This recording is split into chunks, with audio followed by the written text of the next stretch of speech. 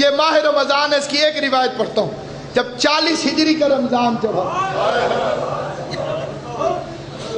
40 ہجری والا رمضان چڑھا، صرف ایک روایت تاکہ حکم کی تعمیل ہو جائے. 40 ہجری کا رمضان چڑھا، عورتیں اکٹھی ہو کر آئیں مولا علی کے پاس کہ یا علی، ہم نے سنا ہے کہ آپ نے فرمایا ہے کہ ہر چیز کا کوئی نہ کوئی موسم ہے، بہار ہے اور قرآن کی بہار ماہ رمضان.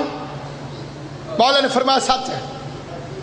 تو مولا ہم نے سنا ہے کہ آپ نے فرمایا ہے کہ آسمان والوں کے لیے وہ گھر زمین پر ستاروں کی طرح چمکتے ہیں جن میں قرآن کی تلاوت ہو. علی نے فرمایا سچ ہے. عورتیں دیکھیں گے مولا ہمارے مرد تو مسجد میں جا کے قرآن پڑھاتے، ہم عورتیں مسجد میں آ نہیں سکتی. ہم نے سنا ہے تیری بیٹی تیری طرح قرآن پڑھتی ہے.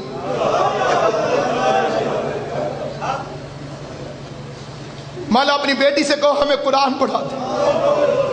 سادات عظام جہاں جہاں تشریف فرمائے، میں ان کی نوکرانی کی اولاد ہوں. میں قدموں پہ ہاتھ رکھ کے معافی مانگ ایک فکرہ کہتا ہوں. علی کی آنکھوں میں آنسو آ گئے. کائنات کی کل غیرت کا مالک علی رو کے فرماتے قرآن پڑھائے گی لیکن بھیڑ بنا کے میری بیٹی کے پاس نہ جاؤ. اللہ تمہاری ہائے قبول کرے. اس بندے کے روزے کی معراج ہے جو روزے کی حالت میں علی قرآن پڑھائے گی میری بیٹی زینب، لیکن کوشش کرنا کہ میری بیٹی کے پاس بھیڑ بنا کر نہ جانا. میری بیٹی بھیڑ سے گھبراتی ہے. شروع ہو گئی تلاوتیں، پڑھانے لگ گئی. علی کی بیٹی قرآن عالم غیر معلمہ. عالم غیر معلمہ کا کیا مطلب ہے؟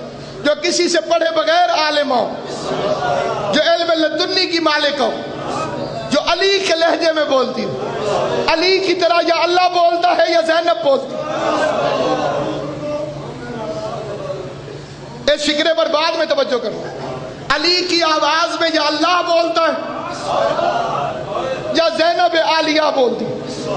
کبھی اللہ بولتا ہے معراج کے پردے سے تو علی کی طرح بولتا ہے. کبھی بغیر چادر کے زینب بازار میں بولتی ہے تو علی کی طرح بولتی ہے. علی کے لہجے میں قرآن پڑھنا شروع کر دیا. قرآن پڑھاتی رہی. لیکن جب یہ آخری رمضان آیا جس میں علی کو ضربت لگی، ساری تاریخیں کہتی ہیں عورتیں جاتی تھی قرآن پڑھنے لیکن روتی ہوئی واپس آتی، ماتم کرتی ہوئی واپس آتی، چیختی ہوئی واپس آتی. کسی نے پوچھا جاتی تو قرآن پڑھنے ہو لیکن یہ روتی ہوئی واپس کیوں آتی ہو؟ رو کے کہہ لگی جب سے یہ ماہ رمضان شروع ہوا ہے علی کی بیٹی کے درس کے رنگ تبدیل ہو گئے ہیں.